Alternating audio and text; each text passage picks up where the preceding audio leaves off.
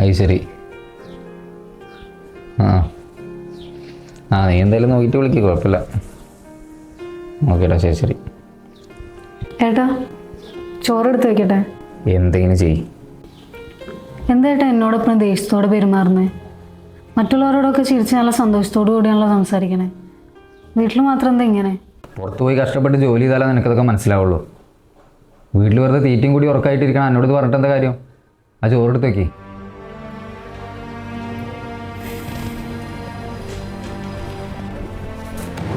ഇതാ ഏട്ടാ പുറത്ത് പോയി കഷ്ടപ്പെട്ട് ജോലി ചെയ്ത് കൊണ്ടുവന്നത് കഴിച്ചോ.